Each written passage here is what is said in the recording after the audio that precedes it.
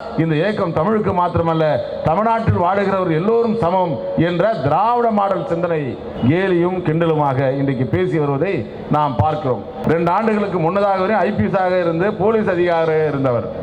யாராவது ஒரு MLA MP கூப்பிட்டால் அவருக்கு அடிபணிந்து பணியாற்றியவர். அப்படிப்பட்ட அரைவேக்காட்டு அண்ணாமலை அவர்கள் பேச்சுக்கெல்லாம் நாம் இந்த மேடையில் பதில் கொடுத்து கொண்டிருந்தால், எம்எல்ஏ பார்த்தோம், எம்பியை பார்த்தோம், மாவட்ட செயலாளர் பார்த்தோம் என்று இருந்துவிடக் கூடாது. நான் தமிழ் மக்களுக்காக, தமிழ்நாட்டு மக்களுக்காக போராட வாழ்வதுதான் வந்தேனே தவிர இந்தியாவிற்கு அல்ல என்று தன்னுடைய அரசியல் வாழ்க்கையை குறைத்துக் கொண்டு இந்த இனத்திற்காக உழைத்தவர்.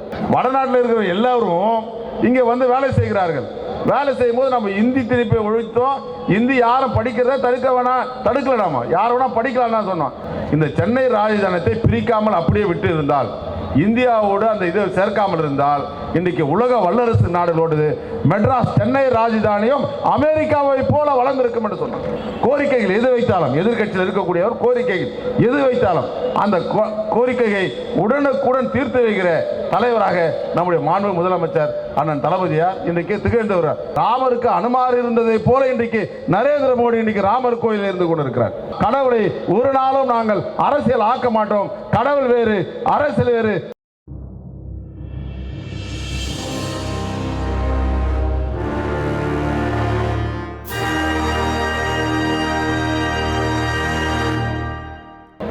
தாளமுத்து, நடராசன் உள்ளிட்ட 10க்கும் மேற்பட்ட வீரர்களுக்கு என்னுடைய வீர வணக்கத்தை நான் தெரிவித்துக் கொள்கிறேன். 86ஆம் ஆண்டு நடைபெற்ற மொழிப்போர் போராட்டத்தில் சிறை சென்று 48 நாட்கள் சிறை சென்று அண்மையிலே மறைந்த காக்லூர் எஸ்.என். குமார் அவர்களுக்கு என்னுடைய வீர வணக்கத்தை தெரிவித்துக் கொள்கிறேன். இந்த மொழிப்போர் தியாகிகள் கூட்டம் என்பது ஆண்டாண்டு காலமாக, கிட்டத்தட்ட 50 ஆண்டு காலமாக தொடர்ச்சியாக நடைபெற்று வருகிறது. திராவிட முன்னேற்ற கழகத்தின் சார்பாக இன்றைக்கு நாடெங்கும் நடைபெற்று கொண்டிருக்கிறது. ஒரு மொழிக்காக உயிர் நீத்தவர்களுக்கு, வீரர்களுக்கு, அந்த தியாகிகளுக்கு வீர வணக்கம் செலுத்துகிற இந்தியாவில் ஒரே கட்சி அது திமுக என்று சொன்னால் அது மிகையாகாது. தொடர்ச்சியாக இதை செய்து வருகிறோம்.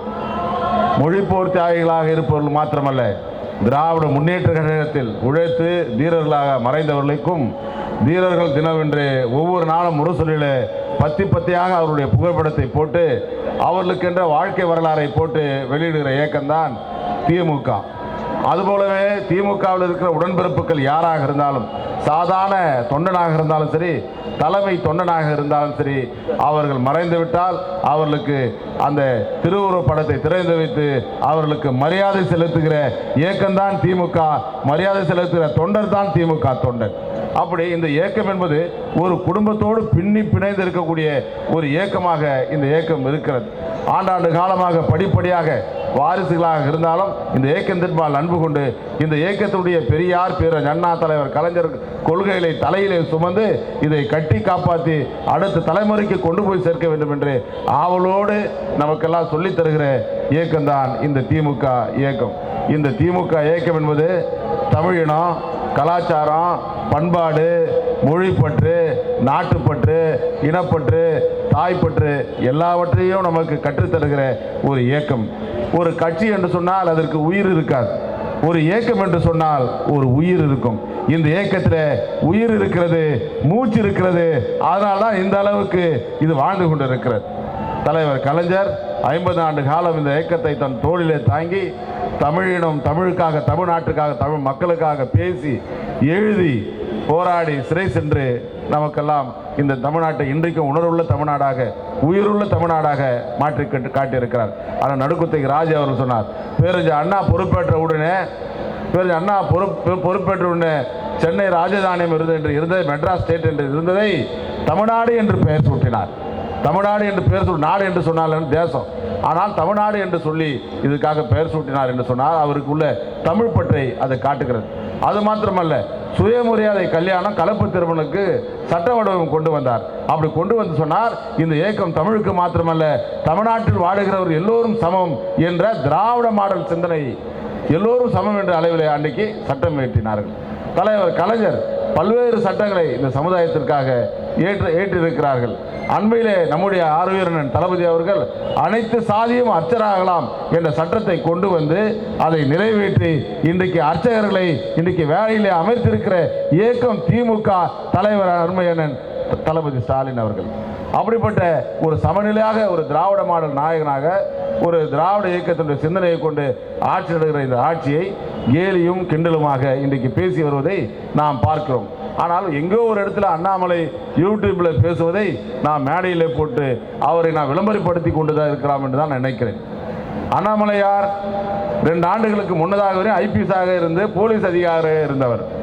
யாராவது ஒரு எம்எல்ஏ எம்பி கூப்பிட்டால் அவருக்கு அடிபணிந்து பணியாற்றியவர். அவர் ஒரு கட்சிக்கு தலைவராக நேரடியாக வந்து நம்மை விமர்சிக்க அருகதையோ ஆற்றலோ இல்லாதோ தகுதி இல்லாதவர், அந்த அளவுக்கு அறிவு இல்லாதவர். அப்படிப்பட்ட அரைவேற்காட்டு அண்ணாமலை அவர்கள் பேச்சுக்கெல்லாம் நாம் இந்த மேடையில் பதில் கொடுத்து கொண்டிருந்தால் இந்த தீரர்களை அவமானப்படுத்துவதாகத்தான் இருக்கும். இந்த தீரர்கள் சாதாரணமாக அல்ல, தன்னுடைய தேக்குமறை உடலை அப்படியே மண்ணெண்ணெய் ஊற்றிக்கொண்டு எரித்து கொண்டு சாய்ந்தார்கள்.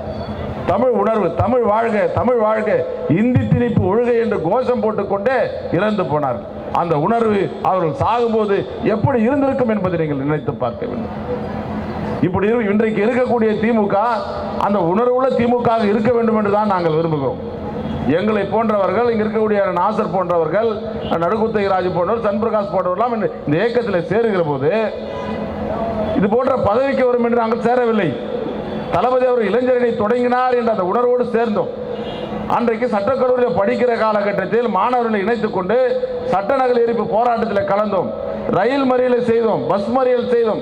இப்படியெல்லாம் போராட்டங்கள் செய்கிற போது அந்த உணர்வுகள் தூண்டிய காரணத்தினால்தான் அந்த போராட்டத்தில் நாங்கள் எங்களை இணைத்துக் கொண்டோம். அதனை இணைத்துக் கொண்டதின் பலனாகத்தான் இன்றைக்கு நாடாளுமன்ற உறுப்பினராக, சட்டமன்ற உறுப்பினராக, ஒரு அணியுடைய செயலாளராக உயர்வு பெற்று இதையெல்லாம் நடத்துகிற ஒரு ஆட்டம் உயர்ந்து பெற்றிருக்கும் சொன்னால் அதுக்கெல்லாம் அடிப்படையில் அந்த உணர்வு தான்.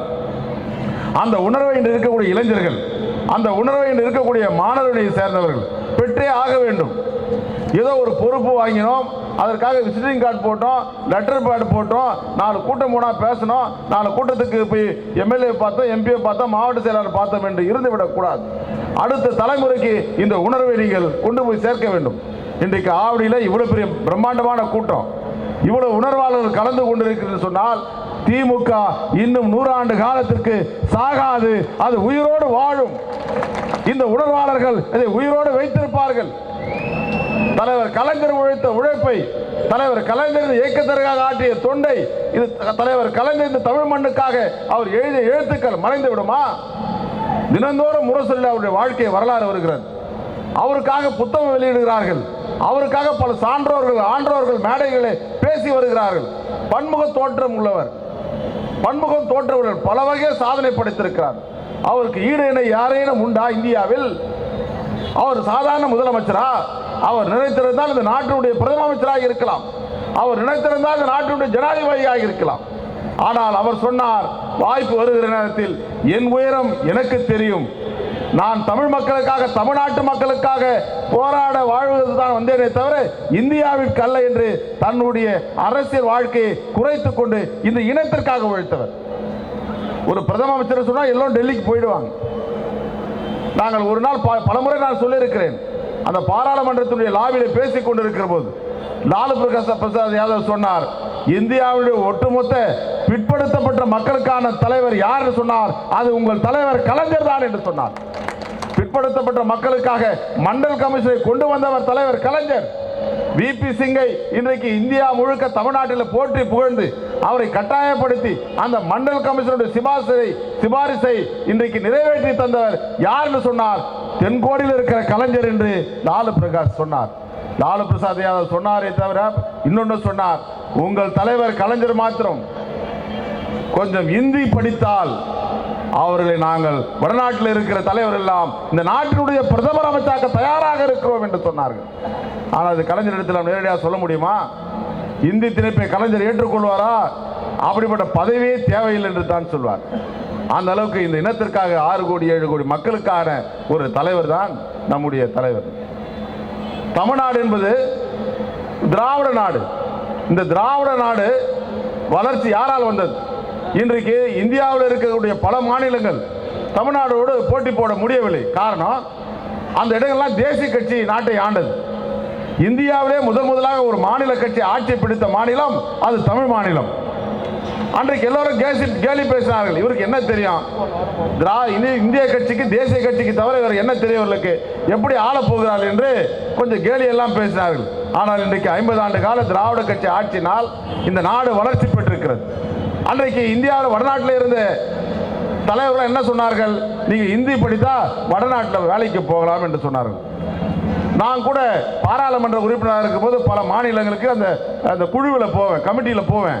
போகிற போது அந்த ஜெனரல் மேனேஜர் ஒரு பெரிய பொறுப்பில் இருக்கவர்கள் தமிழர்கள் இருப்பார்கள், தமிழ் பேசுவார்கள். நமக்கு சந்தோஷமாக இருக்கும். டெல்லி செக்ரட்டேரியட்ல தமிழ்காரர் நிறைய பேர் இருந்தான். அந்த தமிழ் பேசுறவன் யார் இருந்தான்னு சொன்னா அவள் தான் இருந்தான். அங்கேயே நம்மால் இல்லை, அவள் தான் இருந்தான். பரவாயில்ல, அதுல கூட ஒரு மகிழ்ச்சியா இருந்தது. இன்னைக்கு நிலைமைன்னா ஒரு தமிழன் கூட வடநாட்டில் வேலை செய்கிற ஒரு வாய்ப்பை யாருமே பெறவில்லை. மாறாக என்ன நடக்கிறது, வடநாட்டில் இருக்கிற எல்லாம் இங்க வந்துட்டாங்க. வடநாட்டில் இருக்கிற எல்லாரும் இங்க வந்து வேலை செய்கிறார்கள். வேலை செய்யும் போது நம்ம இந்தி திருப்பி ஒழித்தோம். இந்தி யாரும் படிக்கிறத தடுக்கல, நாம யார் வேணா படிக்கலாம் சொன்னோம். ஆனா ஒவ்வொரு கம்பெனிக்காரன் 10 வடநாட்டுக்காரன் பீகார்கார வேலைக்கு வந்துட்டானா, யூபிக்கார வேலைக்கு வந்துட்டானா, இந்த சூப்பர்வைசர் பார்க்கறான், அரே பையா இதர் ஆகும்ன்றான். எப்படா இப்படி தெரியும்னா, காய்கறியில் கும்மிடிப்பூண்டியில் எல்லாமே வடநாட்டுக்காரன். ஒரு நாள் கும்மிடிப்பூண்டி மார்க்கெட்டில் இது மாதிரி கூட்டத்துக்காக இருக்கும், ஓரமான கூட்டம் ஆரம்பிக்கல. போனாக்கா அங்கே வந்து ஒரு லேடி ரொம்ப வயசானவங்க, ஓ இதராவோ இதர் பட்டரை மட்டரை டொமாட்டோரா, காய்கறி விற்கிறவங்க ஹிந்தி பேசுகிறாங்க. இங்கே இது இருக்குது, தக்காளிக்குது, இது வெங்காயம் இருக்குது அப்படின்னு அவங்க பேசுகிறாங்க. அப்படின்னாக்கா அவங்களுக்கு தேவைப்படுதுன்னா அவனே படிச்சுன்னு போகுது, நம்ம யாரும் தடுக்க போகிறதில்லை. இன்னைக்கு நிலைமைன்னா மொத்த இந்தி காரணம் தேசிய கட்சி ஆண்ட காரணத்தினால் மொத்த பேர் வேலைக்கு இங்கே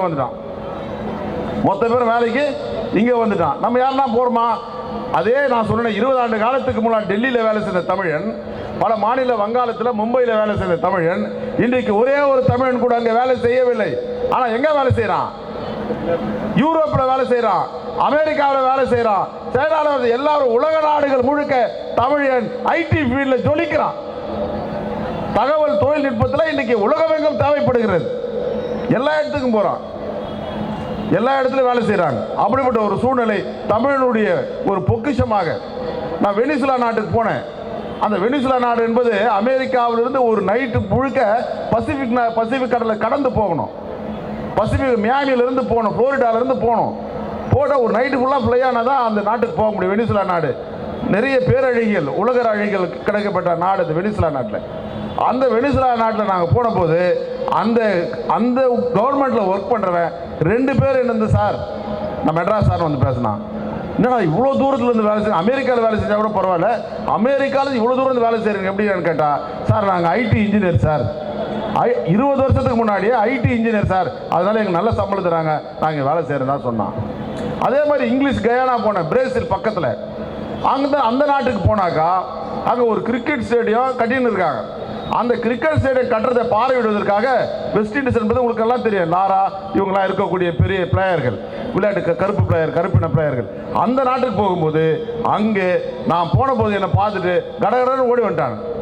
கிட்டத்தட்ட ஒரு 50 தமிழர்கள் ஓடி வந்தாங்க. என்னப்பா இங்கே இருக்கிறீங்கன்னா, சார் என்ன எங்களை கிரிக்கெட் ஸ்டேடியம் நம்ம சேப்பாக்கம் ஸ்டேடியில் கட்டின மாதிரி இங்கே கட்டுறதுக்காக எங்களை கூப்பிட்டு வந்திருக்கிறாங்க அப்படின்றத 15 வருஷத்துக்கு முன்னாடி நான் அந்த நாட்டில் பார்த்தேன். அந்த இடத்துல அந்த வரைபடம், அந்த ஆர்கிடெக்ட் அந்த திடலை கட்டுறதுக்கு யாருன்னா நாராயண ராமன் ஒருத்தர் மயிலாப்பூர்னு போட்டிருந்து அது மேலே ஸ்கெட்ச் வச்சுதான். அப்படின்னா தமிழர்கள் எங்கெல்லாம் ஜொலிக்கிறார்கள், எங்கெல்லாம் திறம்பட போற்றப்படுகிறார் என்பதை நீங்கள் தெரிந்து கொள்ளணும். தமிழனுடைய வரலாறு தமிழ் இன்று நேற்று அல்ல, அது எத்தனையோ ஆண்டுகளாக 1000 ஆண்டுகளாகிற வரலாறு.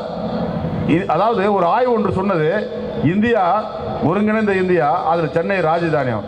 இந்த சென்னை ராஜதானியத்தை பிரிக்காமல் அப்படியே விட்டு இருந்தால், இந்தியாவோடு அந்த இதை சேர்க்காமல் இருந்தால், இன்றைக்கு உலக வல்லரசு நாடுகளோடு மெட்ராஸ் சென்னை ராஜதானியம் அமெரிக்காவை போல வளர்ந்திருக்கும் என்று சொன்னார். இந்த கடலோரம் இருக்கிற அதே தமிழராக இருந்தாலும் சரி, ஆந்திர பிரதேச இருக்கிற தெலுங்குக்காரர்களாக இருந்தாலும், ஒரிசா வரைக்கும் இருக்கிற, அதே போல மைசூர் வரைக்கும் துளு பேசுகிறவர்களாக இருந்தாலும் சரி, இந்த சென்னை ராஜதானியம் ஒன்றாக இருந்தால் உலக வல்லரசு நாடுகளை போல தெரிந்திருந்தால் அவர் மிக திறமையானவர்கள். தமிழர்கள் மிகவும் திறமையானவர்கள், அவர்களோடு யாரும் போட்டி போட முடியாது என்பதை புரிந்து கொண்டு ஒரு ஆய்வு கட்டுரை 2 ஆண்டு காலத்துக்கு முன்னாலே எழுதல்.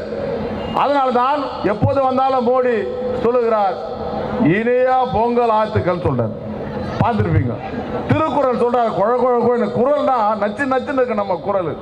ஆனா மோடி சொல்லும் போது பார்த்தா குழ குழ கோயின்னு இருக்குது. வராதியா ட்ரை பண்றாரு, இருந்தாலும் அவர் ட்ரை பண்றாரு. வள்ளுவரை போட்டார். கேலோ இந்தியா, இந்த முறை கேலோ இந்தியா நம்முடைய பிரதமர் தான் தொடங்கி வச்சார். நம்முடைய முதலமைச்சர் கலந்து கொண்டார். அந்த கேலோ இந்தியா சிம்பிளுக்கு லோகோ என்ன போட்டிருக்காங்க சொன்னா வள்ளுவர் சிலையை போட்டிருக்காங்க. என்ன காரணம்? தமிழனுடைய மாண்பு மரியாதையை அவர் போட்டிருக்கிறார்கள், அவர் மதிக்கிறார்கள். மதிக்காக தவறினால் நாம் காணாமல் போயிடும் என்பதற்காக, எதிர்காலத்தில் தமிழ்நாட்டை கைப்பற்றிட வேண்டும் என்பதற்காக அவர்கள் திருவள்ளுவரை போற்றுவதை போல நடிக்கிறார்கள். இருந்தாலும் திருவள்ளுவரை உலக மரபு எல்லோரும் போற்றித்தான் ஆக வேண்டும். அப்படிப்பட்ட நம்முடைய மோடி அவர்கள் இன்றைக்கு வரும்போதெல்லாம் தமிழ் பேசுறார். தமிழுடைய பெருமை. பெரியார் இருந்தார். பெரியார் நமக்கு என்ன சொல்லி கொடுத்தாரோ அதுதான் அண்ணா செய்தார். அண்ணா என்ன சொன்னாரோ அதுதான் கலைஞர் செஞ்சார். கலைஞர் என்ன சொன்னாரோ அதுதான் தளபதி இன்றைக்கு திராவிட மாடல் ஆட்சி என்று பெயர் வைத்து பெரியாருடைய பிறந்த நாளை சமூக நீதி நாள் என்று சட்டமன்றத்தில் படித்தார். இன்றைக்கு சமூக நீதி நாளாக தமிழ்நாட்டில் பெரியாருடைய பிறந்த நாள் கொண்டாடப்படுகிறது. அதே போல திருமாவளவன் ஒரு கோரிக்கை வைத்தார். ஆனால் அம்பேத்கருடைய பிறந்த நாளை சமத்துவ நாளாக அறிவியுங்கள் என்று சொன்னார். திருமாவளவனுடைய கோரிக்கையை ஏற்றுக்கொண்டு தலைவர் சொன்னார், அம்பேத்கருடைய பிறந்த நாள் ஏப்ரல் 14, இனி வருங்காலங்களில் சமத்துவ நாளாக அறிவிக்கப்படும் என்று சொன்னார். இன்றைக்கு அரசே கொண்டாடி கொண்டிருக்கிறது. அதே மாதிரி சட்டமன்றத்தில் ரெட்டமலை சீனிவாசனுக்கு நினைவு மண்டபம் கட்டப்படும் என்று சொன்னால் கட்டி முடிக்கப்பட்டிருக்கிறது. அயோத்திதாச பண்டிதர் என்பவர் மிக மிக வரலாற்றுக்கு சொந்தக்காரர். பெரியாருடைய கருத்துக்கள், பெரியார் பேசுகிற கருத்துக்களை பொதுச்செயலருக்கு முன்னதாகவே கபாலீஸ்வரர் கோயிலில் நாட்டு மருந்து கடை நடத்தி கொண்டிருந்த அயோத்திதாச பண்டிதர் ஒரு பைசா தமிழ் என்ற பத்திரிகையில பக்கம் பக்கமாக எழுதியிருக்கிறார். தயாநிதி மாறன் தகவல் தொழில்நுட்ப அமைச்சராக இருந்தபோது, கலைஞர் முதலமைச்சராக இருந்தபோது என்னுடைய முன்னிலையில் தயாநிதி மாறன் தலைமையில் அதுக்கு ஸ்டாம்ப் வெளியிட்டோம். ஆனால் இன்றைக்கு அவருடைய வரலாற்றை போற்றுகிறவர்களுக்கு கிட்டத்தட்ட 10-15 நிமிடம் சட்டமன்றத்தில் அவர் ஒட்டுமொத்த வரலாறை படித்து திராவிட இயக்கங்களுக்கு மூலவராக அயோத்திதாச பண்டிதர் இருந்தார் என்பதை நம்முடைய தலைவர் பகிரங்கமாக பிரகடனப்படுத்தினார். அவருக்கும் இன்றைக்கு மணிமண்டபம் கட்டி திறக்க வைக்கப்பட்டிருக்கிறது. இது சமூக நீதிக்கான ஒரு ஆட்சி, திராவிட மாடல் ஆட்சி. யார் தலைவர்கள் எந்த கோரிக்கை வைத்தாலும், எந்த சமுதாய மக்கள் எந்த கோரிக்கை வைத்தாலும் அவர்களுக்கெல்லாம் நினைவு மண்டபம் கட்டுவது, அவர்களை போற்றுவது, அவர்களை வணங்குவது, இப்படியாகத்தான் இந்த ஆட்சி மிக சிறப்பாக நடைபெற்றுக் கொண்டிருக்கிறது. கோரிக்கைகள் எது வைத்தாலும், எதிர்கட்சியில் இருக்கக்கூடியவர் கோரிக்கைகள் எது வைத்தாலும் அந்த கோரிக்கையை உடனுக்குடன் தீர்த்து வைக்கிற தலைவராக நம்முடைய மாண்பு முதலமைச்சர் அண்ணன் தளபதியார் இன்றைக்கு திகழ்ந்து வருகிறார். சொன்னதெல்லாம் செய்கிறார். இந்த முதலமைச்சர் சொன்னதெல்லாம் செய்து கொண்டிருக்கிறார்கள். கொரோனா காலத்தில் சொன்னார் 5000 ரூபாய் கொடுங்கன்னு கேட்டார், கொடுக்க முடியாதுன்னாங்க. உடனே சொன்னார், நான் சட்டமன்றத்தில் 2 வருஷம் எம்எல்ஏவாக இருந்தேன். உடனே கோவப்பட்டார், நீங்கள் கொடுக்கல, நான் ஆட்சிக்கு வந்து முதலமைச்சராக கொடுப்பேன்டானார். வந்தாரு, கொடுத்தாரா இல்லை 2000. அந்த கோபம் நம்மை புறக்கணிக்கிறார்கள், எடப்பாடி பழனிசாமி புறக்கணிக்கிறார் என்பதை சொன்னார், செய்தார். இன்னைக்கு இதுவரைக்கும் இந்தியாவில் மழையால் பாதிக்கப்பட்டவங்களுக்கு ஒவ்வொரு ரேஷன் கார்டுக்கும் 6000 ரூபாய் கொடுத்த வரலாறே கிடையாது. இது வரைக்கும் நீங்க வாங்கியிருக்கிறீங்களா? 6000 ரூபாய் கொடுத்த முதலமைச்சர் இங்க வந்திருக்கிற கழக துணை பொதுச் செயலாளர் அண்ணன் எங்களை எல்லாம் மாணவர்களை வழிநடத்தி வளர்த்தவர். இது போன்ற ஆயிரக்கணக்கான பொதுக்கூட்டங்களில் இந்த மொழிப்போர் தாயில் கூட்டங்களில் தலைமை தாங்கி பேசியவர். அப்படிப்பட்ட அண்ணன் பொதுச் செயலாளர் அவர்கள் வருக வருக நான் வரவேற்று, அதாவது இந்திய நாடு என்பது வேற்றுமையில் ஒற்றுமை, யூனிவர்சிட்டி இன் டைவர்சிட்டி என்று சொல்வார்கள். பல மொழி பல இனம் சேர்ந்த நாடு தான் யூனியன் ஆஃப் இந்தியா. இந்த நாட்டில் நாம் எப்படி வேறுபட்டு இருந்தாலும் நாமெல்லாம் ஒற்றுமையாக இந்தியா என்ற நாடோடு டெல்லியை தலைமையிடமாக கொண்டு இந்தியாவுடைய பிரதம அமைச்சரை தலைமை அமைச்சராக ஏற்றுக்கொண்டு நாம் எல்லாம் இருக்கிறோம். பல மொழிகள் இருக்கிறது, பல இனங்கள் இருக்கிறது. நாங்கள் 2001ஆம் ஆண்டு பாகிஸ்தான் போன தலைவர் கலைஞர் அவர்கள் ஒரு குழு ஒன்று இந்தியாவுக்கும் பாகிஸ்தான ஒற்றுமை கட்டமைப்புக்கான ஒரு குழு ஒன்று போனது. அந்த குழுவில் திமுக சார்பில் தென்னிந்தியாவிலே நான் ஒருத்தன் தான் போனேன். என்னோடு லாலு பிரசாத் யாதவ், ராம்விலாஸ் பாஸ்வான் போன்றவர்கள், ராம்ஜெத் மாலினி போன்றவர்கள் எல்லாம் அந்த கூட்டத்திற்கு வந்திருந்தார்கள். பர்வேஸ் முஷாரப் பிரதமர் அதிபர் அவர் வீட்டில் எல்லாம் எங்களுக்கு சாப்பாடுலாம் கொடுத்தாங்க. அது முடிஞ்சதற்கு பின்னால் ஒரு பெரிய அரங்கத்தில் அந்த பாராளுமன்றத்தை ஒட்டி ஒரு பெரிய கலந்துரையாடல். அந்த கலந்துரையாடல் நான் எந்த எதிர்பார்க்கல, சாதாரணமாக நான் போயிருந்தேன். அப்படி திடீரென்று திமுக சார்பில் நான் போனதான் என்னை பேச கூப்பிட்டாங்க. நான் பேசும்போது சொன்னேன், அமிர்தசரஸ்லேருந்து பஞ்சாப் அமிர்தசரஸ்லேருந்து லாகூருக்கு எங்களை பஸ்ஸில் கூட்டு போனாங்க. லாகூரில் பஸ்ஸில் இருந்து எங்களை ஃப்ளைட்டில் இஸ்லாமாபாத் கூட்டு போனாங்க. அப்படி போகிற போது நான் சொன்னேன், mister you Pakistani people, I am travelling from Amritsar to லாகூர். I see people. நான் முதல் சொன்னேன், I am from Chennai deep south. whenever I reach Delhi, I will feel different climate.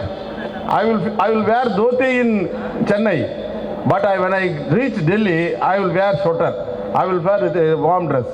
Whenever I eat chawal, I will eat rice, but whenever I reach Delhi, I will take roti. அப்புறம் whenever I am in Tamil Nadu, I speak Tamil. In Delhi, I have to speak Hindi or English என்று சொல்வேன்.